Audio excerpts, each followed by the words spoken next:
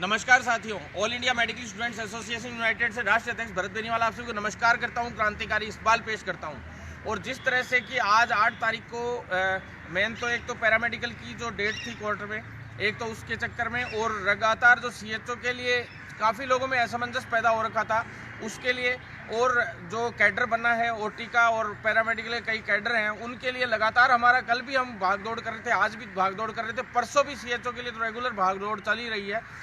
तो हम लोग क्या है, काफ़ी समय से मैं अभी 3-4 दिन से लाइव नहीं आया, क्योंकि एक एक चीज़ जब तक पूरी तरह से क्लियर नहीं हो और पूरी तरह से विभाग की जो असमंजस्य स्थिति जो पैदा हो रही थी हमारे और विभाग के बीच में, इन दिनों में क्या है, हम लोग रेगुलर विभाग के हर तरीके से, चाहे वो एनएचएम विभाग हो या स्वास्थ्य विभाग हो, लगातार हम उस पर प्रेशर बनाए हुए थे। लेकिन क्या कुछ एक चीज़ों में स्थिति उन लोगों ने क्लियर नहीं की, जिसकी वजह से हम लोग उनसे थोड़ी तनातनी भी चल रही थी। और आज उनसे वार्ता हुई है, सभी विभागों में लगातार वार्ता हुई है, तो सभी की वार्ता के पश्चात हम लोग आज लाइव आए हैं। तो पैरामेडिकल के तो सभी साथियों को पता ही है कि आज जो डेट थी उनको वापस 1 तारीख और मिल गई है, एक तरीके से 19 तारीख को। और जो आगे जोधपुर, तो उसमें तो आगे 19 को अब डेट हो गई है। तो साथियों, उससे पहले मैं आप लोगों को ये बता देना चाहता हूँ कि मैं भवानी कुमार जी भाई, जगदीश जी और आसिफ भाई और जो लोकेश शर्मा जी हैं जो निरंतर, और मुकेश भाई हैं, ये लोग रेगुलर आज अधीनस्थ आयोग पैरामेडिकल भर्ती के लिए गए थे। तो साथियों, जो भर्ती का पूरा मामला था वो मामला हम आपको बता देते हैं, प्लस जो सीएचओ का जो आज वार्ता हुई उसके बारे में हम आपको बता देते हैं। तो उसमें सबसे पहले तो जैसे आज सीएचओ के लिए मैं बता देता हूं, थोड़ा आपको क्लियर स्थिति स्पष्ट कर देता हूं कि सीएचओ में जो कई लोग ये कह रहे हैं कि भाई साथी लोग हैं, चिंतित है कि 9 तारीख तक के लिए पोर्टल वापस खोल दिया है। तो साथियों, मैं बता देता हूँ, डीबी में जाने की बात थी, सभी तक मैंने पहले भी बोला था कि डीबी में जा रहे हैं, जो विभाग है वो डीबी में जा रहा है, और उस विभाग ने अप्लाई भी कर दिया था, लेकिन उनकी सुनवाई की डेट नहीं मिल पाई थी, रेगुलर आगे बढ़ता जा रहा था मामला। तो साथियों, क्योंकि डीबी में जैसे कोई बढ़िया वकील, जैसे अपन लोग कोई वकील करते हैं, बढ़िया पैसे वाला सिस्टम होता है, तो उन लोगों को तो कैसे भी अप्रोच कर आके वो लोग कर लेते हैं। लेकिन डीबी में अब सुनवाई की डेट 16 तारीख मिली है। आप लोगों को मैं बता देता हूँ कि भाई जो ये 9 तारीख तक पोर्टल इन्होंने अचानक से इसीलिए खोला है, जहाँ तक हम लोगों ने अब बात हुई है, तो मैं बता दूं, आपको स्थिति स्पष्ट कर देता हूं कि जो लोग, जैसे पहले इन्होंने एक बार के लिए पोर्टल खोला, फिर बंद कर दिया था, फिर फिजिकली ले रहे थे ये लोग, सभी की जो परिवेदनाएं एक तरीके से ग्रेवियंस हैं जो फिजिकली ले रहे थे, तो वो ग्रेवियंस पूरी कल को कोर्ट कहता कि भी आप लोगों ने पोर्टल तो इतने टाइम तक खोला ही नहीं, तो इसलिए इन्होंने अब इनको वहाँ डीबी में तो मिल नहीं पाई डेट, तो इन्होंने अब वापस से ग्रेवेंस खोल के उसमें और पोर्टल खोल के वो पालना भी रखी है थोड़ी बहुत, ताकि कोर्ट के आदेश की अवहेलना ना हो, इसलिए। तो वो 9 तारीख तक की इन्होंने लास्ट 3 दिन के लिए वापस खोल दिया, अभी लगातार 4 दिन के लिए, 3-4 दिन के लिए। तो ये 9 तारीख तक की ग्रेवेंस रखा है, और इसमें अब ये कहा गया है कि भाई इसको कैसे भी, जो उसमें कई लोग ये सोचते हैं कि भाई इसमें कहीं स्टे तो नहीं है। तो साथियों, इसमें मैं आपको स्पष्ट रूप से कह देता हूँ, वैसे देखा जाए तो कोई स्टे भी नहीं है, रिजल्ट जारी कर सकते। कोर्ट ने सिर्फ इतना कहा है कि इन लोगों की ग्रेवियंस ले लीजिए, जो कंसिडर होता है उसको कंसिडर कर लीजिए, और जो नहीं होता है, जो नियमों में नहीं है, तो वो चीज़ तो आपको पता है वैसे ही नहीं हो पाएगी। तो साथियों, इनका ये है कि साफ सुथरे तरीके से इनका जितना भी साफ तरीके से इन्होंने 16 को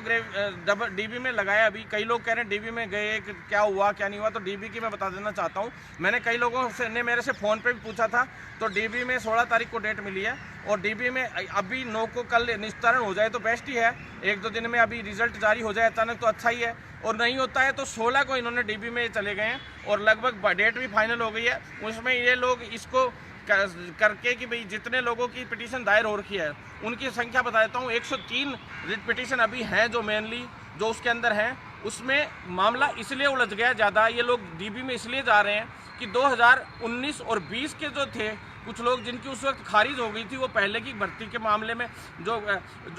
2019-20 के टाइम में, मतलब पहले जो सीसीएच या ब्रिज कोर्स कर चुके हैं, जो पहले से 378 के करीब 2 बैच, छोटे छोटे बैच संविदा कर्मियों के गए थे, तो उनकी कोई समस्याओं से रिलेटेड थी एक तो 2019 और 20 में, 2019 में 3 पिटीशन दायर हुई,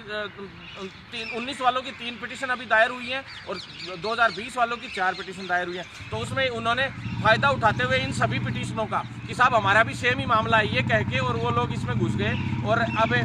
ऐसे टाइप के हर कोई मामले इसमें फंसे हुए थे, इसलिए ये लोग कोशिश ये कर रहे थे कि एक बार इनका रिजल्ट जारी कर दें, फिर जो भी ग्रेवियंस का समाधान होता रहेगा और उनकी सीटें रिजर्व कर देंगे। तो इसलिए ये लोग डीबी में जाना चाह रहे थे। तो अब ये डीबी में जा रहे हैं 16 को। और साथियों जो 9 तारीख होता है, जहाँ तक है कि भाई जिनसे सीट रिजर्व रख के अगर वहाँ से आदेश मिल जाता है कि भाई हाँ लगभग फाइनल हो जाता है, क्या पता कोर्ट में भी कल हो जाए तो ठीक है, नहीं तो कोशिश करें तो ये लोग रिजल्ट वैसे निकाल सकते हैं अगर अपन लोग प्रयास करें ढंग से, तो कोई दिक्कत नहीं है। जिन जिन लोगों की जैसे 300-400 जो पिटीशन लगी हुई है उनको हटा के, तो उसमें एक तो स्पोर्ट्स कोटे की है 300 से ऊपर रिटें हैं, और उसमें ये है कि भाई कई लोगों को वो इसलिए चले गए कि उनको ये लग रहा था कि भाई हम लोग क्या पता हमें बाहर कर दिया या गया, या अंदर जो विचाराधीन में है एक तरीके से स्पोर्ट्स कोटे के। और हैंडीकैप्ड वाले भी कुछ एक लोग हैं जिनका 40% से ऊपर वो शरीर के अंगों का वो मामला है। और स्पोर्ट्स कोटे के ऐसे वाले जो स्कूलिंग, जो कई स्टेट लेवल के भी सर्टिफिकेट है, उसमें कई स्कूल वाले भी सर्टिफिकेट है, कई नेशनल के हैं लेकिन स्कूलिंग वाले हैं, तो इस तरह के कई उसमें मामले आ रहे हैं। तो वो कमेटी में भेज दिए गए हैं, उनमें जो भी वैलिड होगा, क्योंकि कई लोगों ने उसमें फर्जी भी लगा रखे सर्टिफिकेट, तो जो वैलिड होंगे उन लोगों को वैलिड कर दिया जाएगा। इसलिए वो कोर्ट में चले गए कई लोग वैलिड करवाने के लिए उनको। तो साथियों इस तरह से कईयों के समाधान होने हैं, तो वो समाधान होने हैं जो रोज़ नए नए मामले फंसते हैं। तो इसलिए ये चाहते हैं सारा निस्तारण होकर तुरंत प्रभाव से इसका मामले का, ताकि आगे इसमें दिक्कत नहीं आए भर्ती में, आगे इसमें कोई भी समस्या नहीं आए, इसलिए ये लोग लगे हुए हैं। बाकी आप लोगों को मैं बता देना चाहता हूँ 12 तारीख को वैसे भी एक छोटा सा प्रोग्राम अपन कर रहे हैं, क्योंकि दिक्कत ये है कि कल पता चल जाएगा कि भाई 12 तारीख को जो अपन यहाँ पे कर रहे हैं प्रोग्राम पूरा जो घेराव का, तो साथियों देखो 10 और 11 की तो छुट्टी है विभाग की वापस से, अगर कल रिजल्ट जारी नहीं होता है मान लो रात तक, तो फिर 2 दिन की विभाग की छुट्टी है। उसके बाद 12 को वर्किंग डे है, उसके बाद 13-14 की फिर छुट्टी है, 15 की भी छुट्टी है। तो साथियों डीबी में भी 16 को लग रही है। तो साथियों 12 को अगर करेंगे अपन तो इस तरह का करेंगे कि भाई एक बार के लिए यहाँ पे जोरदार वाला घेराव हो, घेराव के बाद अपन लोग उस दिन जो भी अपन लोगों, क्योंकि एक सबसे बड़ी प्रॉब्लम ये आ गई कि हमारे जो एमडी साहब हैं यानी आईएएस नरेश ठकराल जी हैं, उनको वित्त में भेज दिया गया है, और वित्त वाले जो शर्मा जी हैं, क्या नाम है उनका, सुधीर शर्मा जी और अतिरिक्त प्रभार दिया गया है मैडम है जो भारती दीक्षित, डॉक्टर भारती दीक्षित मैडम, उनको एनएचएम का अतिरिक्त प्रभार दिया गया। तो दो आईएएस नए आएंगे कल ज्वाइन करने का उनका है, और कल ये यहाँ से चले जाएंगे एमडी साहब। तो हम चाह रहे थे कि जाते जाते कुछ अच्छा कर जाए, लेकिन शायद कल सुबह ही वो ज्वाइन कर लेंगे सुधीर शर्मा जी, तो 10-11 बजे। तो अगर वो ज्वाइन कर लेते तो देखते अब आगे की सिचुएशन क्या होती है। अब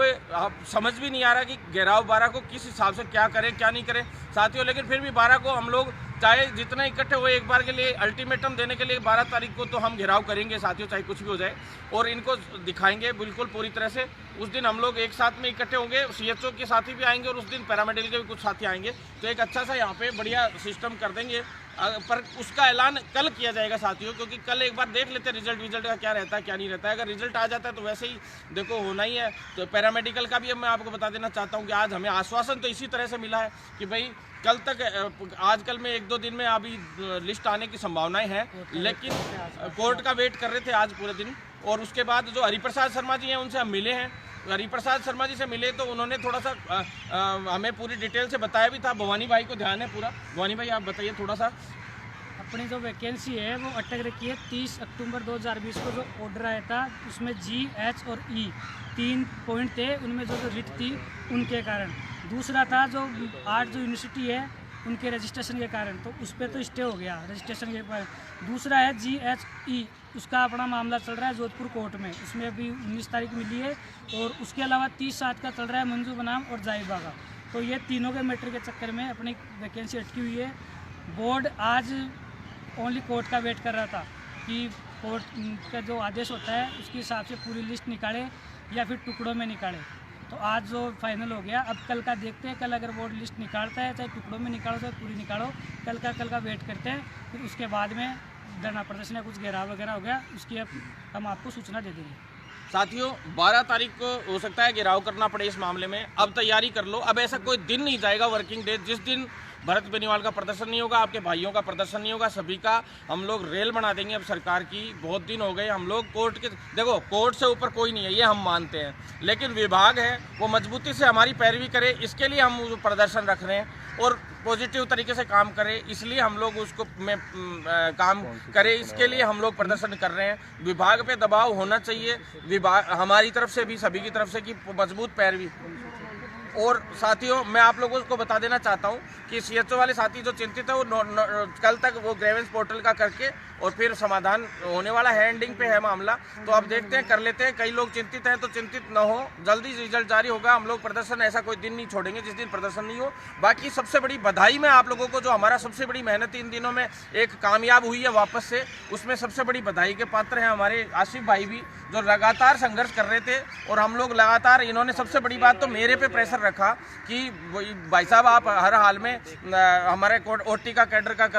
करो, तो हम लोग रेगुलर लगे रहे और आज इस मामले में सफलता मिली हमें और ओटी का कैडर बन गया है लगभग, और सिर्फ अप्रूवल बाकी है। सिद्धार्थ महाजन जी का भी आज अखबार में बड़ा सारा वो आ गया, आप लोगों ने देख लिया होगा। साथियों, आप लोगों से मैं कहना चाहता हूँ कि आसिफ भाई की तरह रेगुलर आप लोग मेहनत करें, जिससे बहुत मेहनत,